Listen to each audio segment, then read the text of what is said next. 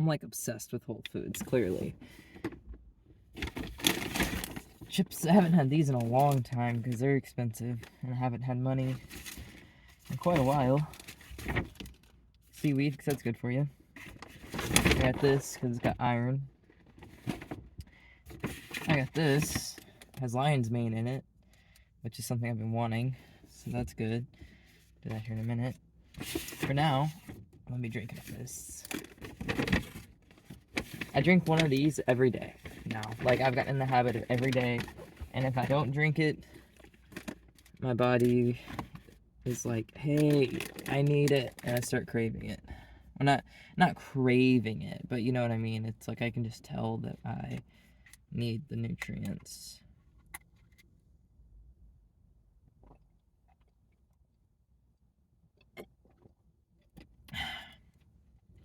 I mean, I used to eat fruit for breakfast every day, so I gotta get those vitamins in somehow.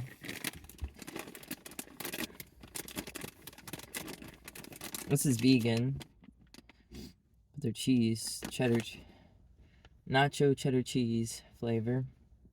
They're vegan, so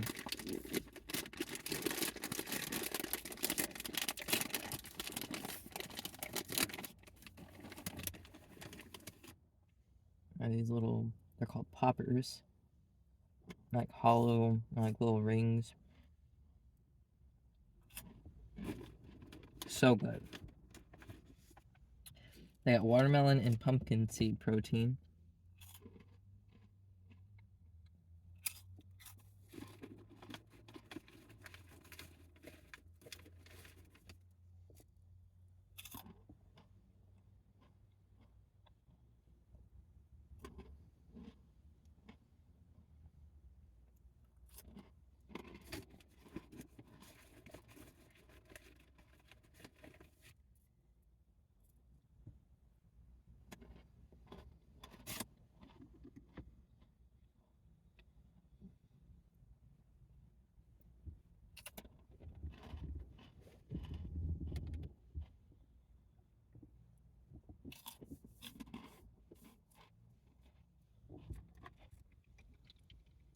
Rich kid problems is when, or it's like something I'll never understand. I mean, I was around rich kids a lot as a kid, but I've never been rich.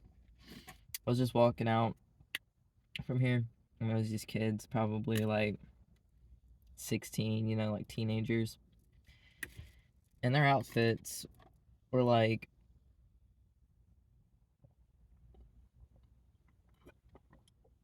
they're both wearing like sweaters. She's wearing shorts, he's wearing sweatpants. But I kind of like, I don't know the brands anymore. It's been so long since I've been running in those circles.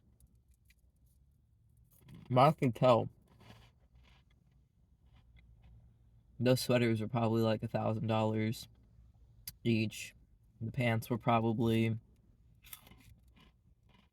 around 500 to 800. The shoes,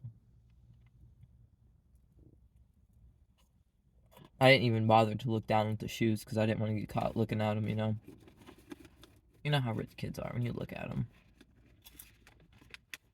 But they were doing that thing. What do you want to do? I don't know. What do you want to do?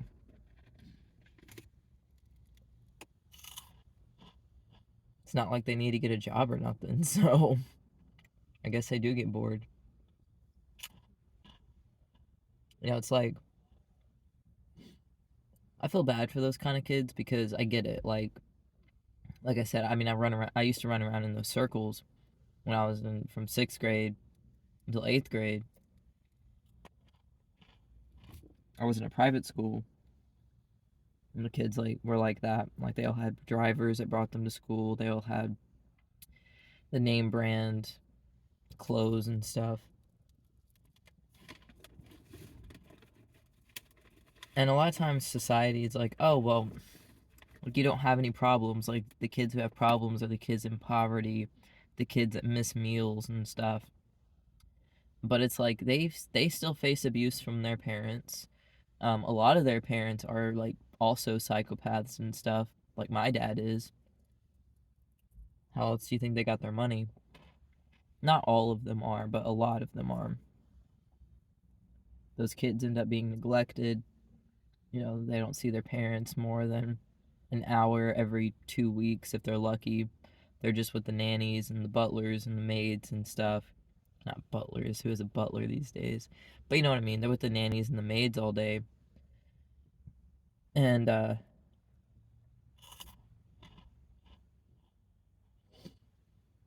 they get bored. Their emotional needs aren't being met, so they turn to drugs. And so I used to know these little 12-year-olds, like literally like 12-year-old kids that was like, oh yeah, I've done perks. Oh yeah, I've done LSD. I've dropped acid. I've done this. I've done that. We smoke weed like every weekend. And I was like, your brain is still developing. You shouldn't be doing that. And they're like, oh, whatever. They have these big parties and stuff.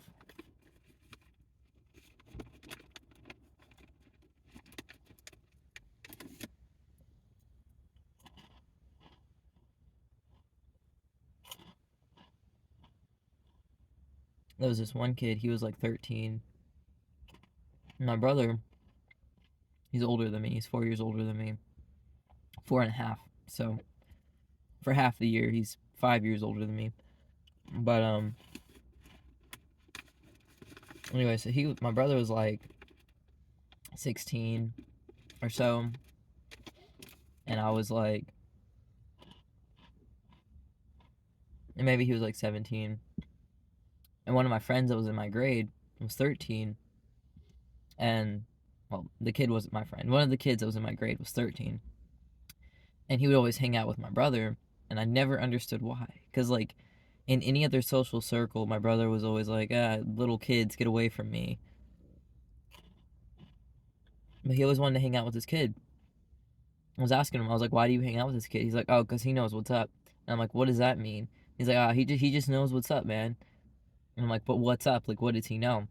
He's like, you don't know what's up, and I can't tell you. That kid was providing drugs to the whole school, pretty much. There was different people who provided different types of drugs, but this kid had access to, I think it was Molly or something.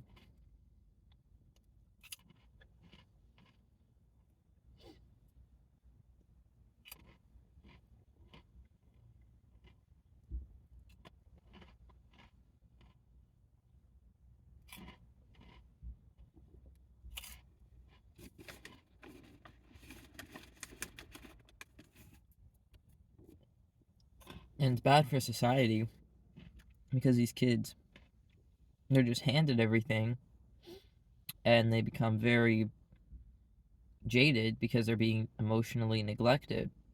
So then they become adults and they have a successful life, obviously, because their parents can give them everything and set them up for a successful life. And then they marry into a family that's like theirs. They have a job that's good because, where they come from, even if they apply to a place that none of their family members work at, their name carries weight and they know that who their parents are, they know their social status, they know, oh, you're from this neighborhood? Yeah, we'll hire you. So everything's given to them. But at the same time, they do have to work for some of it. Like, they have to make the grades in college, they have to show up and work and do the work. But they're making bukus of money, and they think, well, if I can put in the work and do it, why can't everybody else? And it's like, they don't understand that there's people working 50, 60 hours a week and missing meals and homeless. You know what I mean? Like, they can't comprehend that someone could put in that much work and still be homeless. And then they say, well, you should just get a better job. It's like, I don't qualify for those jobs. I'm not from where you're from. I don't have the social status that you have. They don't believe it because they've been told by their parents, you did this on merit. You got this job because because you qualified for it, because you're a good worker, whatever. And they don't understand that it doesn't matter how hard you work. If you're in poverty, you're probably not gonna escape. But for me personally, and in this moment, for this period of time, I've gotten lucky in that I'm doing the DoorDash thing here because they're tipping like crazy. I've gotten $15 tips like a lot of times. Most people will tip like $1, $2. When I get a $5, used to when I was in Little Rock, I got a $5 tip. I'd be like, "Ooh, damn, nice, thank you." But $15 tips, $16 tips, like it's crazy. Because I mean, what is that to them? Nothing.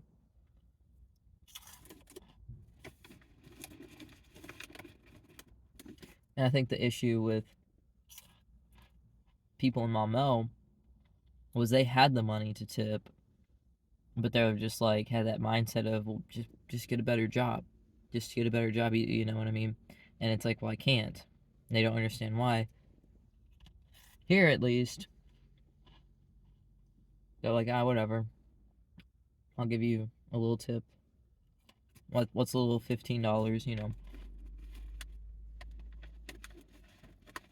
But they got more money here than they do in Maumelle, like Cordova and Germantown. I would say Germantown is probably like on the same level as Maumelle, and then Cordova is like even more.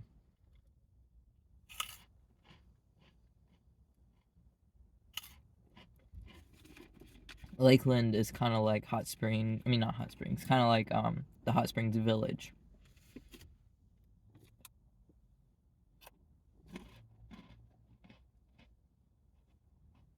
And this is just going based off of my observations. I don't actually know the numbers. I haven't Googled any of the numbers. I don't care to.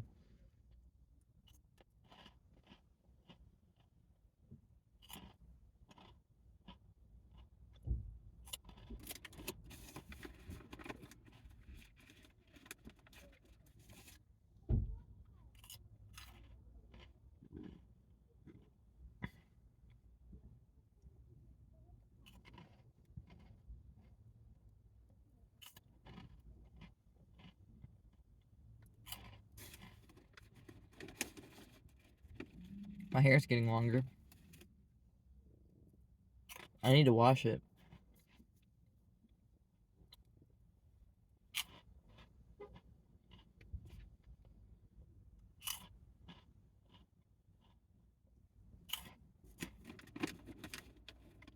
It's pretty chill. It's pretty chill.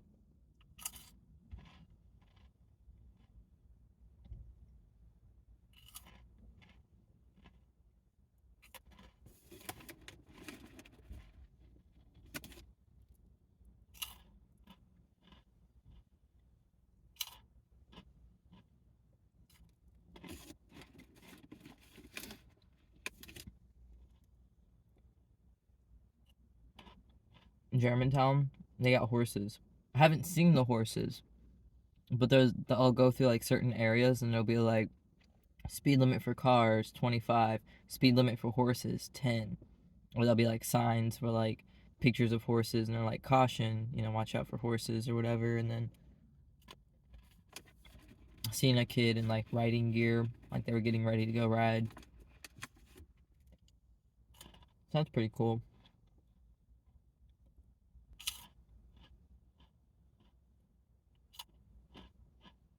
One thing that's kind of amazing is, well, not amazing. One thing I've noticed is, and I guess everyone kind of knows this, but like if you think about it, it's kind of crazy that it really doesn't matter what people's socioeconomic status is. Everybody eats McDonald's, Taco Bell, Arby's, all the fast food bullshit. Everybody eats it. Now, in the nicer neighborhoods, those establishments are much nicer, and in the more rundown neighborhoods, they're like have bugs and stuff, but it's still the same food. Food.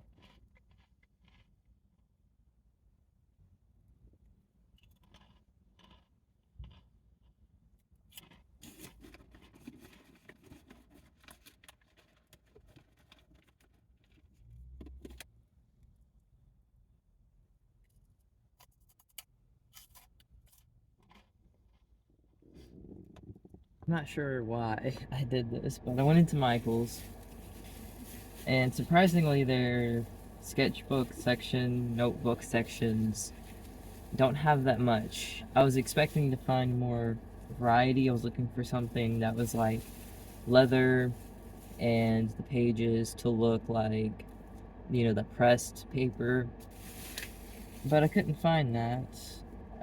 So out of what they did have, I got this because I like the color, and it's a sketchbook, so it's blank. And then I got this pen. I have no clue what I'm gonna do with it. I don't know why I bought it.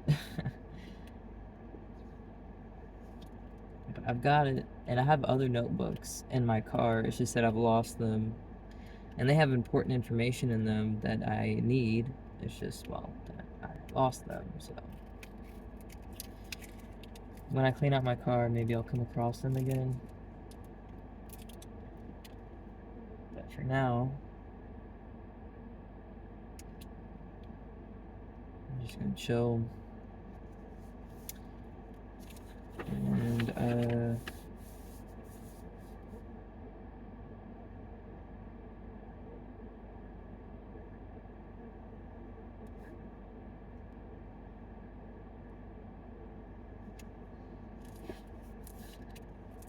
there's the pen. And what it looks like, so. Not sure if I spelled those words right. I'm dyslexic. Whatever.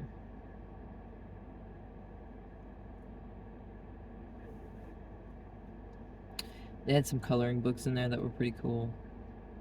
One thing I don't like about this pen is when you stop, it leaves a little dot. So like it drew the line and it left a little dot at the end. Not a fan of that. I feel like I paid too much money for the pen to be doing that. Whatever.